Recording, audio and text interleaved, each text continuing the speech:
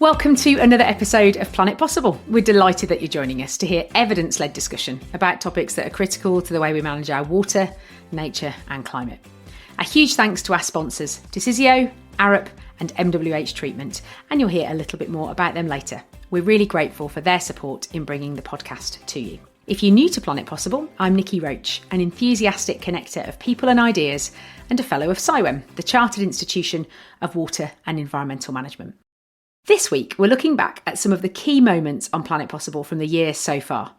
Coming up, hear what happened when I spoke to Vincent Lee from ARUP in New York City about making the Big Apple a more sustainable environment. It's doing double duty, right? These infrastructure systems that are put in are not only incorporating nature, but they are doing work, right, for the city in terms of its utility needs. Plus, a revisit of our much talked about episode reacting to the Channel 4 docudrama about the UK's sewage spills, Dirty Business.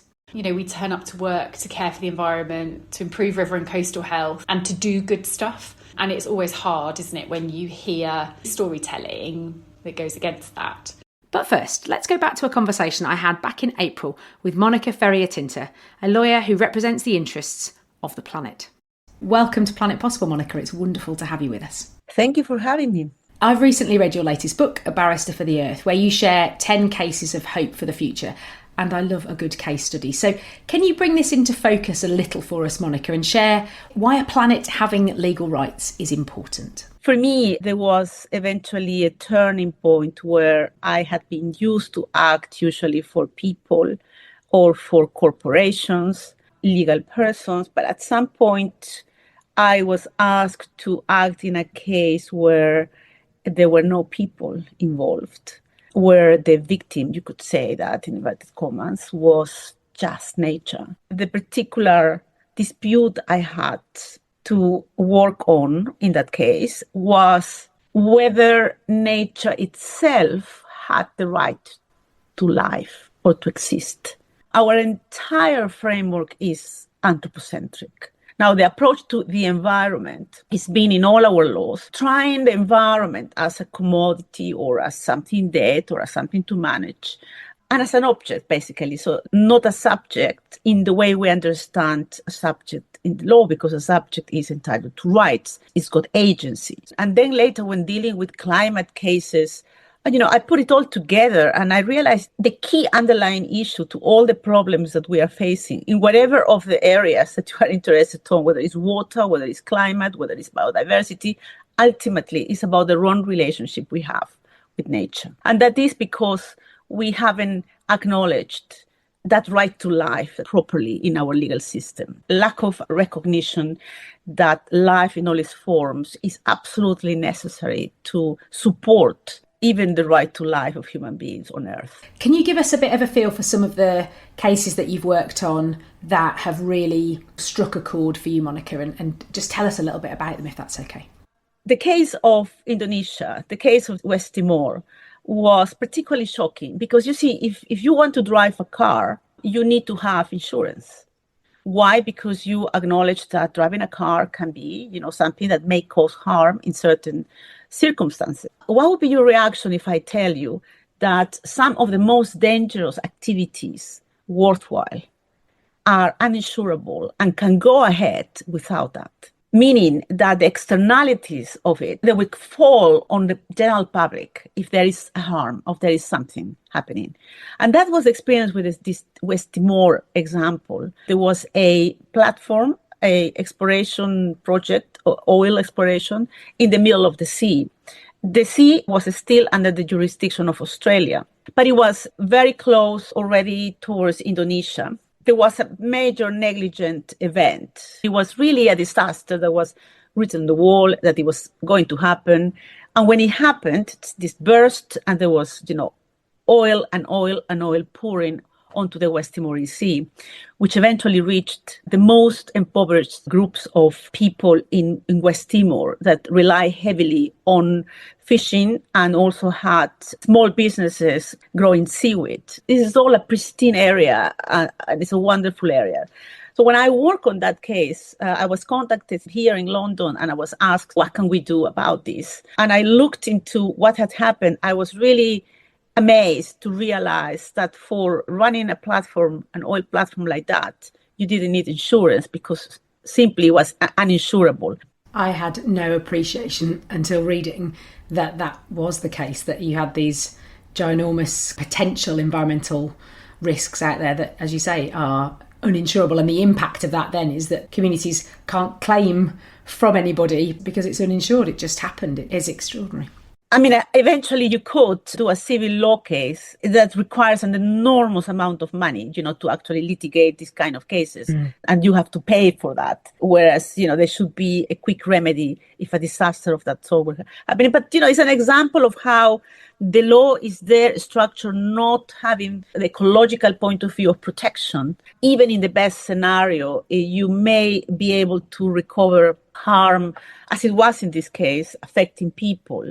You can quantify to a certain degree, the law can do certain things, but the aspects that are unquantifiable, and that is the kind of harm that took place at sea when it came to nature itself, to the living organisms at sea, that was unquantifiable, and we don't know how long it may take for that sea to recover from that disaster. You've worked on a lot of cases. What's the thing you're most proud of? If you had to go back and just choose one, maybe it's something in the book, maybe it's something else that you've worked on, but what's the thing where you feel like you've had the most impact or that you're most proud of? I guess at the systemic level, I'm very proud, even prior to the case, to actually conceive bringing the climate to the courts. The case from the Torres Strait Islanders, which became the blueprint, really, for international cases then to be taken to adjudication. And that was the first ever case where a state was held accountable for inaction in the climate area. And this was huge because the state defended itself saying, this is a phenomenon and you cannot pin down someone in particular. Everybody's contributing to this. It had never been argued that actually, yes, you can because of this. And the committee that decided that, it's not like an easy kind of body to persuade. I mean, we're talking about 21 experts. How do you get them to agree? So it was a huge endeavor, which at the time I just, took step by step. Now thinking back, it was extremely ambitious to consider I can persuade them. But that's my job. I mean, my role as an advocate is precisely that. So I felt that all my life I had been preparing myself to do my best. It didn't matter, what the odds were. And this is what I did. And the results were, I think, extremely gratifying because the law advanced. And from that moment on, we had also Tribunal for the Law of the Sea, which had these questions put forward. I worked on that case as well. I worked before, on the route to get there, on the procedural way to get there. So this was all very complex and it keeps going like that. But you can see, and I can see all what it was required was just, to have a clear understanding of the law and to dare to say that. So I feel really honored to have been instrumental to that. But, anyone could have done that. And if more people are focused like that, we can have really a lot of changes. So I think it's happening. Do you think there's anything you've seen internationally that we should adopt within UK law? Is there anything sort of that translates across that we've not got that you think we should have? Well, there has been a massive impact of all what I have been saying in English law. And that's been moving at various levels. But say my work with Los Cedros, this ecocentric approach, it's really been gaining momentum in the UK. The Cedros case was about a forest that was going to be destroyed because of a mining project. But in Ecuador, nature has rights in a constitution. Here, obviously, we don't have that. What has been happening is that communities have taken inspiration from the fact that other legal systems look at critical elements of nature as having agency and worthy of protection in their own right. This is happening at the local level. There was first this experience with Lewis and the River Ouse. I advised the community for a year and a half, I believe, to get to the moment to have a declaration of the rights of the river. So here in the UK, it has focused a lot on rivers at present because of the ecological crisis that rivers are facing. Chalk streams, which are unique in the world.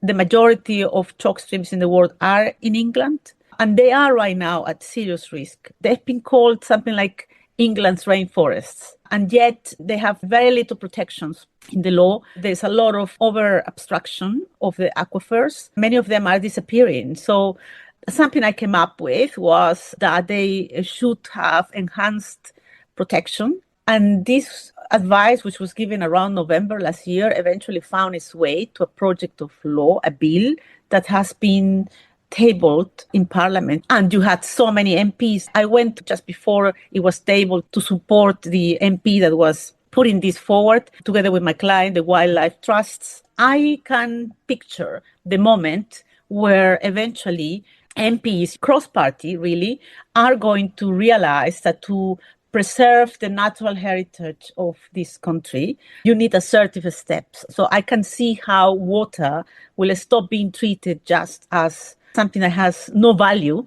basically mixing that with sewage as if it had absolutely no value, and have a different approach, probably, closer to what we can see in other legal systems, and maybe, a statutory instrument that recognizes rights to rivers in this country.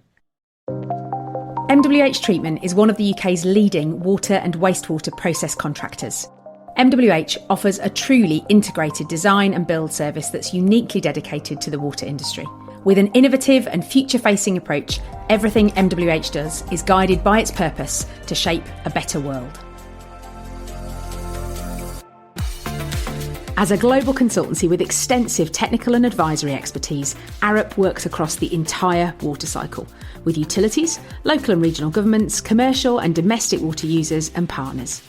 From designing and maintaining key water infrastructure services to advising on natural catchments and flood defences, ARUP helps its clients consider long-term economic, environmental and social dimensions. ARUP, like Planet Possible, is focused on making progress for our climate, water and nature. Earlier this year, we visited New York City and talked to Vincent Lee about how you put climate, nature and water at the heart of the original concrete jungle. Give us a bit of a sense of the scale of the challenge for managing kind of water, nature and climate in New York City. Culturally, we see the tall buildings, the skyscrapers, the streets and the activity around that, all the pedestrians around it. And what you don't see oftentimes is like the nature that's embedded in the city. And it's really hard to fit in nature and natural hydrology and all those components in an urban setting like this. How do we maximize nature, but also how do we not compromise the things that we need to accomplish from an urban infrastructure perspective? And then also, how do we improve the lives of New Yorkers? How do we, create places that people want to visit from outside? How do we improve equity in terms of providing high quality nature and public space to people? And then how do we do, which I think is where we come in, how do we do double duty with the spaces that we have? If we can take a piece of parkland, for example, and then also use that parkland as a form of engineering and infrastructure, in a city like New York and in ultra-urban areas, that is truly a win-win, right? Because now you're making the most out of the space that you have. I like that term, double duty. I've not heard that before. It's great. So, let's talk a little bit about some of the projects that you have been involved in the city. So, give us a bit of a feel for what you've worked on. Yeah, it's been a fun ride. I've been here with ARUP now for 20 years, and the projects I've worked on are as small as literally 5 foot by 20 foot, all the way to as big as 15, 30 acres, right? And in all cases, they all incorporate some degree of that integration of the green and the gray, right? How do we incorporate green and gray infrastructure together? And I think that's been the fun part of the journey, right? In terms of how do you incorporate nature in a city environment that will support its infrastructure at different scales. One example, right, starting small is when I say 5 foot by 20 foot, there are thousands and thousands of rain gardens throughout New York City. And the way that they work is that they basically replace street trees, or are street trees, but are street trees that accept water from the streets. And what that does is help to improve the quality of that water, because now you've got soils, you've got plantings that's helping to help clean up that water. It's helping to absorb that water into the ground so that it doesn't flow into our waterways and doesn't cause flooding. And then if you do one, that's fantastic. But if you do thousands of them, that starts to make quite a difference, right, in the neighborhoods and across the city. Not only does it improve all those things related to water, it's also providing shade. It's improving the urban heat island effect, right, which I aforementioned concrete jungle, right? It's helping with that aspect. And then it's also providing green space in many areas that have been neglected in terms of having high quality green space and trees. So I think it's an absolute win-win-win, right? Those types of projects. And then if we scale up to parks and public housing, we've had the opportunity to also find creative ways to incorporate even converting paved areas and parking lots in public properties. Creatively, again, thinking about like rain gardens or pavement that's porous that allows water to get absorbed into the ground. It's totally transformed a lot of those areas. And again, it's doing double duty, right? These infrastructure systems that are put in are not only incorporating nature, but they are doing work, right, for the city in terms of its utility needs. And then if we scale up, and obviously in New York City, there are 520 miles of coastline in New York City. And New York City has been vulnerable in the past, right, to the threat of climate change and major storms, right? And we saw that with Superstorm Sandy years ago. The city has responded with really rethinking what we could do with our waterfronts. So the waterfronts in New York City historically have been industrial. So they've not only gone through this transformation of residents and businesses wanting to move out to the water's edge, but they're also now equally vulnerable, right, to the threat of sea level rise and climate change. So as we think about these spaces where now people want to gravitate to, where public space is definitely needed, where connectivity is needed across the island, we also need to think creatively about how do we incorporate nature-based solutions as part of that. And again, there's this collaboration, if you will, of like the development that's needed in there, the public space that's needed in there, the infrastructure that's needed in there. And I think finding that sweet spot of all those areas is what really makes a success to that. Yeah. So we've talked like micro scale, love that, rain gardens, almost pocket park type stuff. So let's scale up and tell me a little bit about Hunters Point, what that was trying to achieve and I guess how you did it. Hunters Point is a massive waterfront project. It was intended to help be a catalyst for development, right, to a former industrial land. And in order to do that, that piece of land was not set up for that development, right? So it needed streets, it needed all sorts of utility infrastructure. And what they wanted to do was provide high quality public space along the waterfront so that it would make it a place and a destination for people to want to go. At the same time, that waterfront is also, right, located along the East River, right? And again, it's subject to high tides, it's going to be subject to sea level rise and flooding. So we needed to be mindful of like how do we, strike that delicate balance of thinking about like resilience, but also thinking about the needs and the wants of the future developments and the people that would be there. Let's make one bit of program on this park to be very active, right, where we want lots of people to go. Let's make another part of this park to be very natural, right, almost like an escape for New Yorkers. And that park achieves both of those.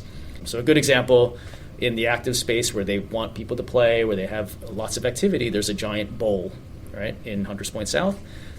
People play soccer on it. The fireworks celebration takes place on there. But that circle, or that bowl, is also a place where it can store 600,000 gallons of water. And then it can also help fill up in the bowl during intense events so that it's not going off into the streets, not going off into the utility systems, not going off, obviously, into the buildings. So it's doing double duty, right, as a functional green space and a performative green space. On the natural side, along the tip and the point of Hunters Point, there's a tidal wetland. And that tidal wetland is there as to provide a living shoreline. It's there to improve water quality. It's there to act as a sponge for all of the water runoff from the streets and from the park. And then it's there to sort of take that and accept that tidal change that happens and really also provide a wonderful natural feature for the visitors and runners and all the walkers that are part of that. When you talk about a project at the sort of scale of Hunters Point South, is that an easy sell in New York? Because I would imagine, as I sit here and remarkably look out over this extraordinary skyline, land is at a premium. Yeah. And some of the stuff that you're talking about physically takes space, and it's it's not high rise, it is one story. So yeah. Do people want it, or do you have to work really hard to be able to find a way of bringing nature and environment into projects? It's not that hard. Great. If I'm completely honest. Yeah. In terms of the community, it's not that hard. Because we're in this ultra-dense area, because there is, even though we've got great parks, there's still a lack of good quality public space. So I think folks yearn for it, right? Folks, there's going to be opinions for sure. There's always opinions no matter where you go. And I think our job as designers and engineers is to try to take in those opinions, take in the wants of people, try to find, what's the right solution that can make it work, what's the compromise that we need to do. and not be so pinned to certain biases and not be so pinned to certain, oh, we've done this before, so let's just do this here. We have to be very open about it. And I think that's the fun part, right? I mean, you are a New Yorker, right? This has been in and around New York. This has been your home for basically forever. And now you're a professional engineer working in this space. If there was one sort of takeaway from the work that you've done that you think would be applicable more internationally, that you would like people to reflect on and think, well, actually, what we've done here that's really well, what's really excelled for us is, what would that be? I think one of the things that's happened in New York is because we experienced Superstorm Sandy, right, which was a record-breaking surge, which did a severe amount of damage economically and socially across the city. Because of that, we've had to respond to the challenges of climate change in the immediate term. We're at the sort of front lines of it. And I think because we've done that, anytime a hand is forced, a lot of times innovation also comes out of that. And I think as a result, I think we've seen a lot of really great waterfront projects come forward, right? Some ingenuity in terms of like, how do you incorporate nature? How do you rethink seawalls, for example? How do you incorporate new ideas? And how do we really think about like living shorelines and all of these different components that we talk about like a lot in places? There's projects here that like incorporate all of those different tools in the toolkit. We're seeing like others sort of like look to New York and say, hey, it's great that you guys are doing this. What can we pull from what you guys are learning and what we can pull? Because any kind of development, any kind of work that you do on infrastructure is always a challenge, but where land meets water, that oftentimes is the biggest challenge, right? Because of the complexities around that. Well, I'm excited to go and explore the city and go and see some of your projects in that case then. It's been a total joy to welcome you to Planet Possible. Thank you for joining us, Vincent. Great, of course, yeah, thank you. Planet Possible is supported by Decisio, BMA's AI-assisted infrastructure intelligence platform. Decisio enables connected infrastructure planning by bringing together engineering, spatial, environmental and infrastructure data to help organisations make better, faster and more connected decisions. Dirty Business was a tough watch for anyone who works in the UK water sector. Here's what happened when I spoke to water professional Lizzie Frost to get her reaction. I'm delighted to be joined by Lizzie Frost, Head of Catchment Flow Compliance at Anglian Water. So Lizzie, a very warm welcome to Planet Possible. Thanks, Nikki. It's lovely to be here. So for people who haven't watched Dirty Business, can you give us a bit of a summary of some of the themes that were raised in the programme, Lizzie? Dirty Business aired over 3 episodes. Essentially, it was a dramatisation of the real-life drama that has surrounded our industry over the past 5 or so years, all around like environmental harm, spills, pollutions, and our customers and communities, rightly so, saying that this is no longer acceptable and that we need to change and invest in protecting environments and societies that we operate in and that we serve. Being in the water sector, we all watched it avidly. I have to admit, watching it more than once, taking on board all of the points and balancing sort of my own emotions of somebody that works in the water sector and cares passionately about improved river and coastal health with what was being portrayed in that drama. We obviously both work in the water sector and I found it a really difficult watch. What were some of your initial reflections after watching it? The first episode, within about the first 20 minutes, I felt really angry. I felt it was a really unfair portrayal of people who work in a sector who are passionate about the environment and customers and providing clean water and taking away dirty water. And actually, I had to pause it. I had to go and take myself, walk around the block, get myself in the right objective frame of mind and watch it. Initially, like a lot of people that I work with, it felt quite personal. We turn up to work to care for the environment, to improve river and coastal health, to look after the communities that we serve and we operate within, and to do good stuff. And it's always hard, isn't it, when you hear storytelling that goes against that. So that was like my emotional reaction. My rational head quickly kicked in, really. Where I got to was, I'm not sure it told us anything that we didn't already know. It adds fuel to a fire, but that really is no different to how it's felt for a little while now.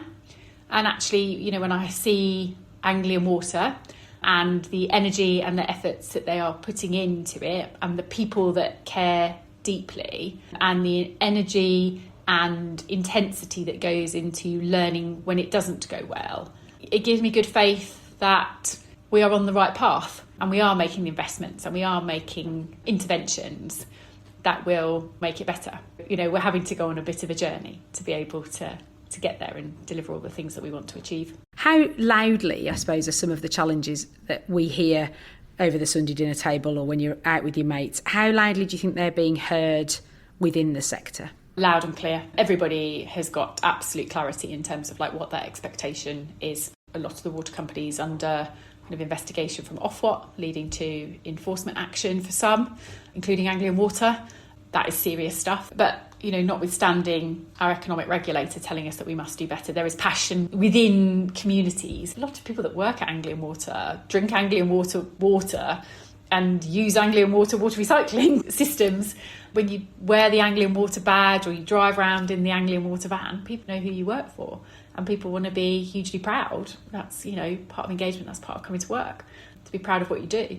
In my role at Anglian Water, around spills reduction, kind of helping keep flow in the pipe and not out of the pipe, I couldn't ask for more in terms of, the support that is there from the bottom of our organisation to the top of our organisation, including the board. Everybody has got a laser focus on it. So you've touched a little bit on Anglian and you talked there about the enforcement.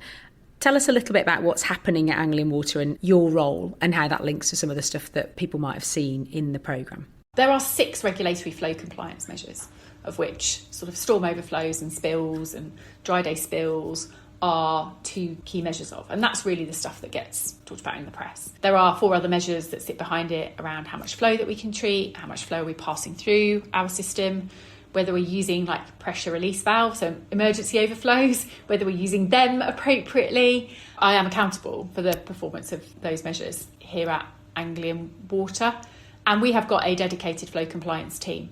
So it formed in June last year, and they are, ultimately responsible and accountable for driving performance in that, improving our instrumentation that tells us how our assets are performing, and also driving innovation.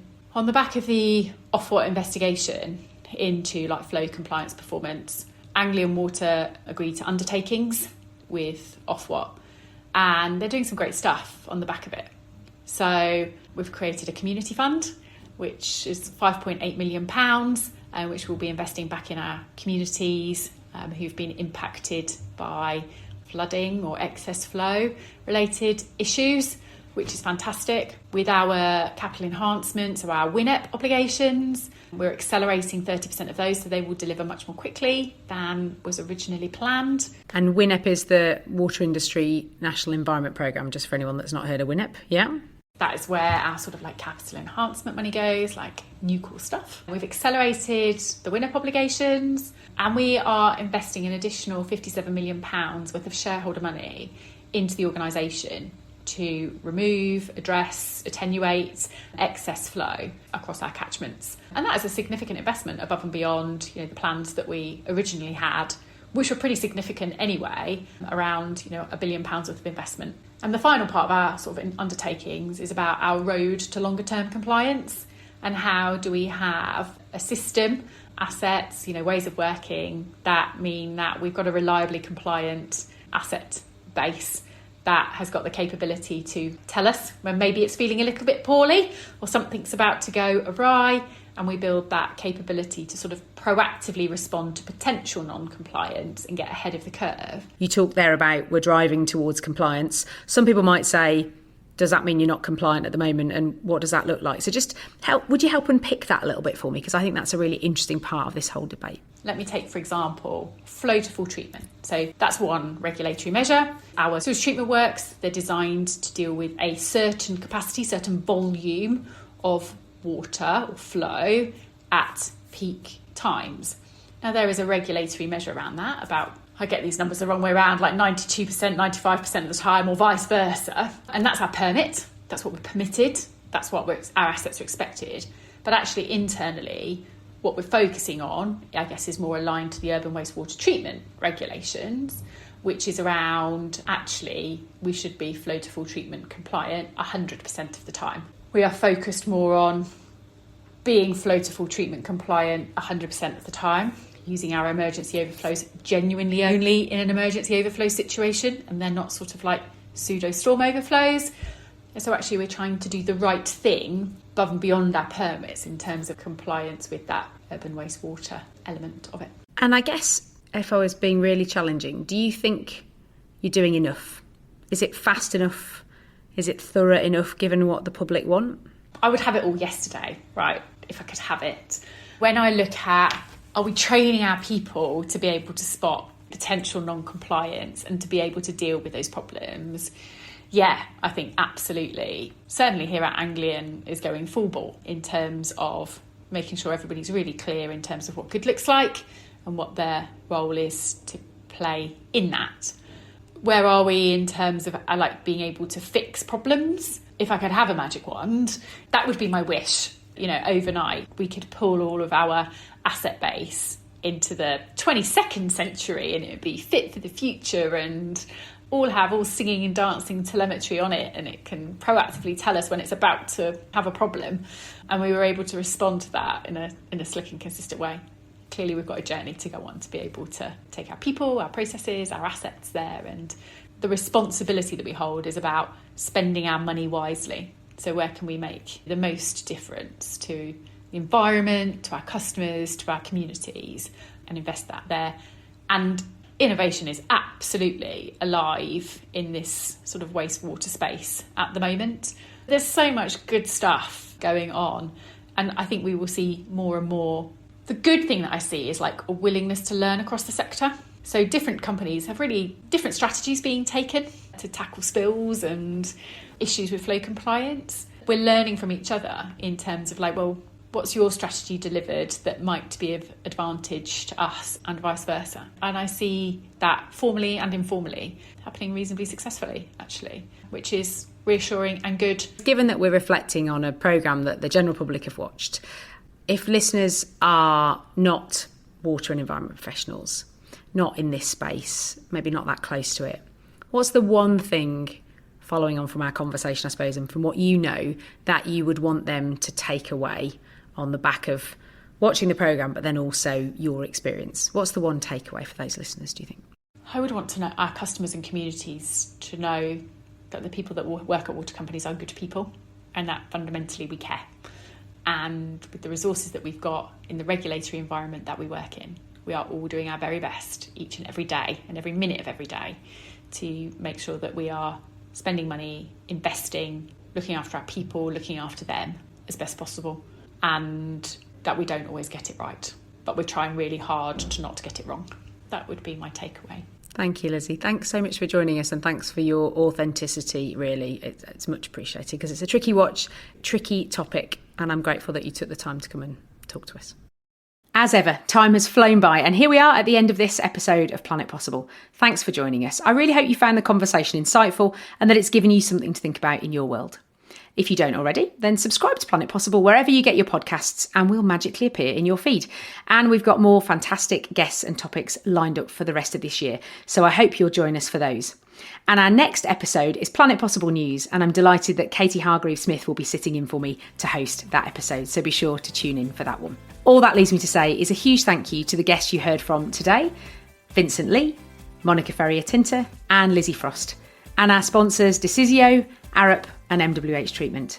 That's it, everyone. Stay curious, look for connections and imagine what's possible.